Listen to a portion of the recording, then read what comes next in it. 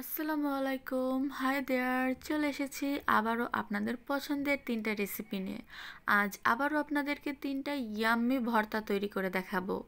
করলা ভর্তা, ডিম ভর্তা আর থাকছে পটলের ভর্তা। আগের ভিডিওটাতে আমরা দেখেছিলাম কিভাবে পটলের ছিলকা দিয়ে ভর্তা তৈরি করতে হয়। এবার ছিলকা সহ পটল দিয়ে কিভাবে ভর্তা তৈরি করতে হয় চলুন ঝটপট সবাই মিলে দেখে নেই।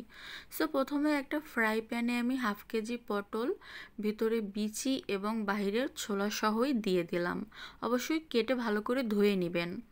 এবার এতে আমি 1 কাপের মতন পানি দিয়ে স্বাদ মতো লবণ দিয়ে ঢাকনা দিয়ে মিডিয়াম টু লো আছে এটাকে সিদ্ধ করে নিব।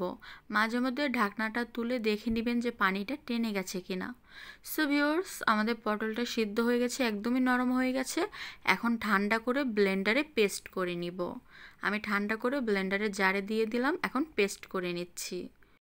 এবারে একটা ফ্রাই প্যানে 2 টেবিল চামচের মতন সরিষার তেল, তাতে 2টা শুকনো মরিচ মাঝখান থেকে ভেঙে দিয়ে দিলাম। এখন এটাকে 30 সেকেন্ডের মতো সতে করে নিব।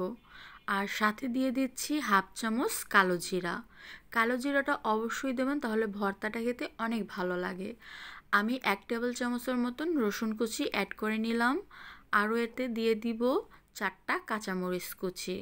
এবার ভালো করে এগুলোকে 1 মিনিটের মতন সতে করতে হবে। সাথে দিয়ে দিলাম 1/4 কাপ পেঁয়াজ কুচি।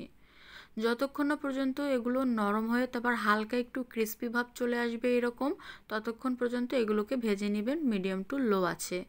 তারপর যখন দেখবেন লালচে একটা কালার চলে এসেছে, তখন পটলের যে পেস্ট তৈরি করে রেখেছিলেন সেটা দিয়ে দিবেন। সাথে হাফ চামচ দিবেন হলুদের গুঁড়া আর হাফ চামচ কাশ্মীরি লাল মরিচের গুঁড়া। তবে কাশ্মীরি লাল মরিচের গুঁড়ার পরিবর্তে চাইলে আপনারা নর্মাল চিলি পাউডার বা মরিচের গুঁড়াটাও হাফ চামচ দিতে পারেন।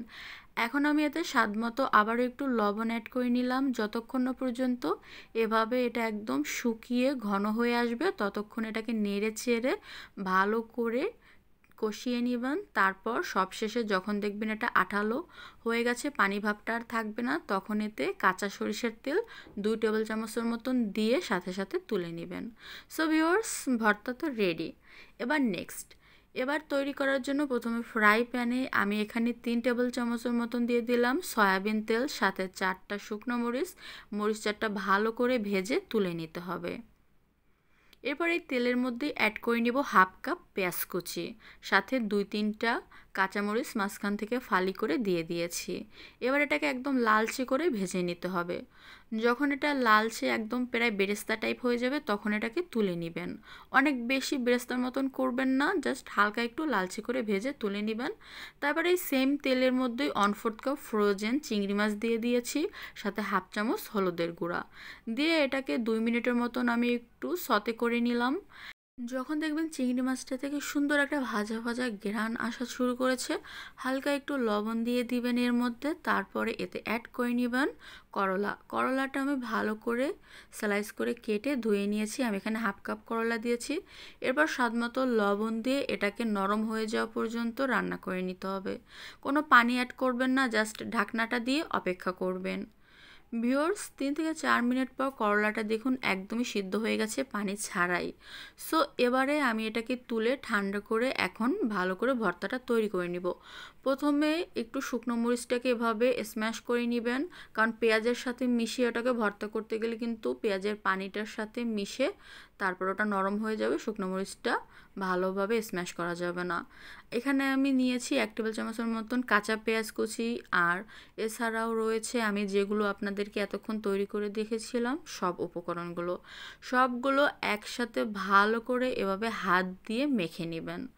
সো ভিউয়ার্স, ভর্তা তো রেডি, আর ঝালটা নিজেদের ইচ্ছে মতো দিবেন। সব শেষে 2 টেবিল চামচের মতন সরিষার তেল দিয়ে ভালো করে মেখে সার্ভ করে নেবেন। সেকেন্ড ভর্তাও রেডি। এবার চলুন ডিম ভর্তাটা দেখে নিই। একটা ফ্রাই প্যানে 1 থেকে 1.5 টেবিল চামচের মতন সরিষার তেল দিয়ে দিলাম। এবার আমি 7-8টার মতন অ্যাড করে নিলাম শুকনো মরিচ, এগুলোকে ভালো করে ফ্রাই করে তুলে নিয়েছি। এবার দিয়ে দিচ্ছি হাফ কাপ পেঁয়াজ কুচি, সাথে 1 টেবিল চামচের মতন রসুন কুচি দিয়ে ভালো করে এটাকে নরম করে ভেজে নিব। এই ভর্তাগুলো কিন্তু বাটাবাটির ঝামেলা ছাড়াই খুব সহজেই আপনারা তৈরি করে ফেলতে পারবেন, আর খুব স্বাস্থ্যকরী এই প্রত্যেকটা ভর্তাই। সো অবশ্যই যারা এখনও ট্রাই করেননি একবার হলেও ট্রাই করবেন। পেঁয়াজ আর রসুনটা নরম হয়ে গেছে, তুলে নিয়েছি। এবারে এখানে আমি 3টে ডিম আগে থেকেই সিদ্ধ করে রেখেছিলাম, আপনাদেরকে আর দেখালাম না, ভিডিওটা অনেক বড় হয়ে যাবে এর জন্য। সো আমি যে শুকনো মরিচগুলো ভেজে নিয়েছিলাম সেগুলোর মধ্যে হালকা একটু লবণ দিয়ে ভালো করে মেখে নিলাম। এখন আমি ডিম 3টাও আস্তে আস্তে দিয়ে মেখে নিব। তবে সম্পূর্ণ মরিচটাই আমি ইউজ করছি না, আপনারা নিজেদের ঝাল অনুযায়ী কতটুকু মরিচ খাবেন সেটা নিতে পারেন। আর দেখুন আমি ভালো করে এগুলোকে আস্তে আস্তে মিশিয়ে নিচ্ছি। আর যেহেতু ডিম অনেক বেশি চটকাবেন না, তাহলে আবার খেতে বেশি একটা ভালো লাগবে না। যতটা সম্ভব হালকা একটু হাতে মেখে নিলেই কিন্তু তৈরি হয়ে যাবে ভর্তাটা। সো ভিউয়ার্স, গরম গরম ভাতের সাথে 3টা ভর্তা অবশ্যই আপনারা বাসায় ট্রাই করে দেখবেন। দরকার হলে একটা একটা ট্রাই করুন, তবুও বলবো একবার হলেও ট্রাই করবেন। ইনশাল্লাহ আপনাদের অনেক ভালো লাগবে।